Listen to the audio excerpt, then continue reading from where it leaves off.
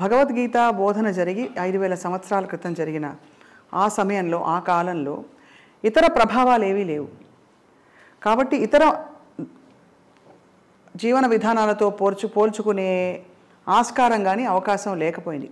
కానీ నేటి రోజుల్లో మనది గొప్ప అని చెప్పుకునే క్రమంలో ఇతరులని విమర్శించకుండా మనం ముందుకు వెళ్ళలేకపోతున్నాం అన్నది వాస్తవమా కాదా?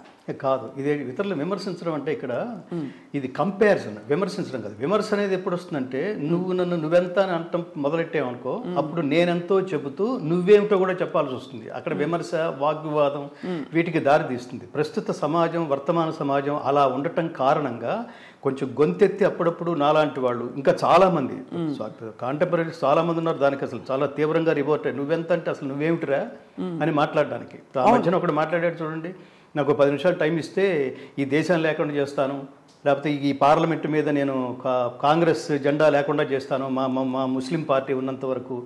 ఇట్లాంటి పిచ్చి పిచ్చి మాటలు మాట్లాడితే, మన ధర్మం గురించి ప్రశ్న తోలనాడితే తప్పకుండా రిపోర్ట్ సంభవామి యుగే యుగే అంటే అదే కదా.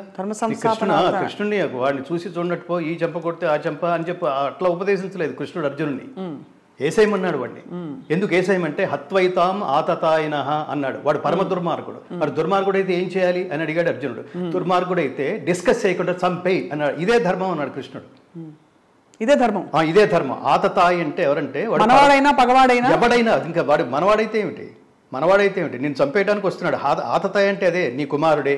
ఉదాహరణకి నీ కుమారుడే, వాడు చాలా బాలుడు, లేదా వాడు ఎదిగిన అతి దుర్మార్గుడు, వాడి కుమారుడైతే ఏమిటి?